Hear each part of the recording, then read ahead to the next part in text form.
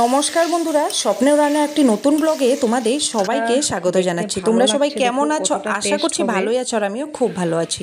তবে আজ হলো ভাদ্র মাসের অমাবস্যা। তো এই অমাবস্যাতে আমাদের অনেক কিছু খাওয়ারের নিয়ম আছে। তো সেসব পূর্বপুরুষ থেকে চলে এসেছে আর কি। তো সেসব ভিডিও আজকেই তোমাদের সাথে আমি শেয়ার করব। তো আগে আমি ভিডিওগুলি একটু একটু করে উঠিয়ে নিয়েছি, তো আজ আপলোড করে এই অমাবস্যায় আজকে তোমাদের সাথে ভাবছি শেয়ার করব। তো আজ দেখো, আমাদের প্রথমেই কচুরি খায়। এই কচুরি যারা যারা খাওয়ার নিয়ম আছে তারা তারা অবশ্যই জানো। তো এই কচুরিতে দেখো সিদ্ধ চাউল আগেই ভেজে গুঁড়া করে রেখে দিয়েছিল। তো সেই সিদ্ধ চাউলকে এখন নারকেল কুড়ু দিয়ে গুড় দিয়ে ভালো করে মেখে নিচ্ছে। মেখে সেই কচুরিটা বানাবে। আর এটা খেতে কিন্তু অনেকটা ভালো হয়, খুব টেস্টি হয়, দারুণ হয় কিন্তু খেতে। তো প্রথমে একটু নরম নরম থাকে, শুকিয়ে যাওয়ার পর টান হয়ে যায়। তো দেখো কতটা সুন্দর হয়েছে। তো এটা আর বানাতে হবে না, এইভাবেই হবে। তারপর বানিয়ে নিচ্ছে দেখো তালের বড়া। তো শাশুড়ি মাই বানাচ্ছে। তালের বড়াগুলোও খুব সুন্দর হয়েছে। তারপর আমি বানিয়ে নিয়েছি ছোটো মাছ।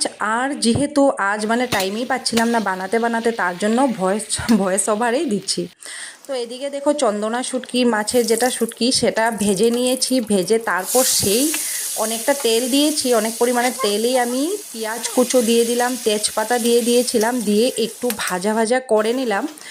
তারপর এখানে দিয়ে দিলাম রসুন, কিছু গোটা দিয়েছি, কিছু রসুন থেতো করে দিয়েছি। দিয়ে একটু ভাজা ভাজা হওয়ার পর এই পেঁয়াজগুলো, এদিকে দেখো মা তালের বড়া করেই যাচ্ছে, অনেকগুলো, এক গামলা তালের বড়া করেছে আর কি। যেহেতু সেটা খেতে তো অনেকটা ভালোই লাগে না।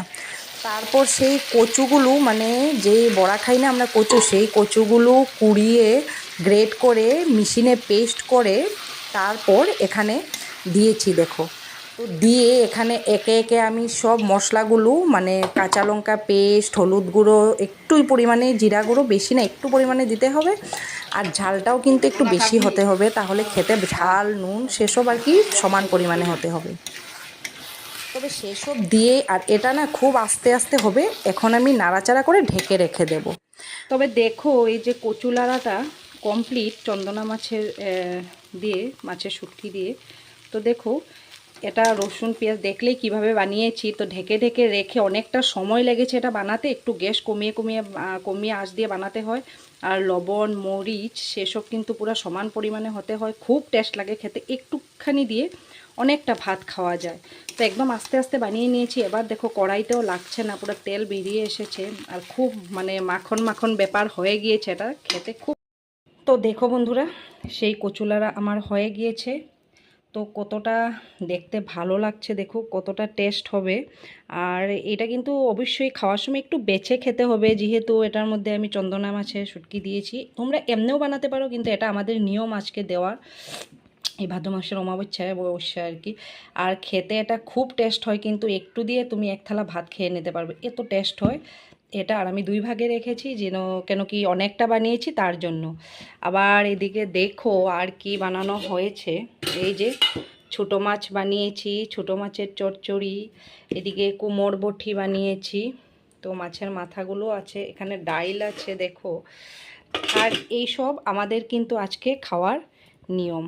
তো ছোটো মাছের কুমড় দিয়ে চালতা দিয়ে টকও বানিয়ে খায়, সেটা আজ বানায় নেই, করেছি। তোমরা আগে যেহেতু দেখেছই। এই যে, তো এই তালের বড়াগুলো একটু নষ্ট হয়ে গিয়েছিলো। এই যে তালের বড়া, এই যে কচুরি, অনেক কিছু কিন্তু আমাদের নিয়ম এই ভাদ্র মাসে খাওয়ার। তো সব কিছু তোমাদের সাথে একটু একটু করে শেয়ার করলাম। তো বন্ধুরা, তোমরা দেখলেই ভাদ্র মাসের অমাবস্যাতে আমাদের এটা পূর্বপুরুষ থেকে চলে এসেছে। কি কি নিয়ম আর কি খাওয়ারের আরও অনেক কিছু আছে। টক টক বানায়, সেসব আর শেয়ার করি নি। আর কি বলতো, এমনিতে তো আমরা বাকি অমাবস্যায় মাঝে মাঝে নিরামিষ খাই, কিন্তু যেটা পূর্বপুরুষ থেকে চলে এসেছে তো সেই নিয়মগুলো তো রাখতেই হবে। তো তার জন্য আজকে আর আমাদের নিরামিষ খাওয়া হয়নি এই অমাবস্যাতে। ওদের এই কচুরিটা যেটা তোমাদেরকে দেখিয়েছি, সিদ্ধ চাউলের গুঁড়া দিয়ে ভেজে করে, তো সেই কচুরিটা খাওয়া কিন্তু খুব নিয়ম আর কি ওদের, আগের থেকেই চলে এসেছে। তো এই কচুরি, তালের পিঠা, কচু লাড়া, সেটা কি বলবো, খুব অসাধারণ হয় খেতে। আর টক তো ছোটো মাছ টক, তো সেসব অনেক কিছু খায় ওরা। তো সেসব মানে আমরা খাই আর কি এই ভাদ্র মাসে। তো সেসব তোমাদের সাথে আর শেয়ার করলাম। আর আমি যেহেতু একটু ছোট ছোট ভিডিও এখন থেকে আপলোড করব, যেহেতু আমারও একদম মানে টাইম পাচ্ছি না কিছুদিন ধরে। তো তোমরা এই ছোট ছোট ভিডিওগুলি দেখো, আমার পাশে থাকো, আর আশা করছি ভালোই লাগবে। তো আবার আসবো নেক্সট নিউ ভিডিও নিয়ে। ততক্ষণ টাটা, সবাই ভালো থেকো।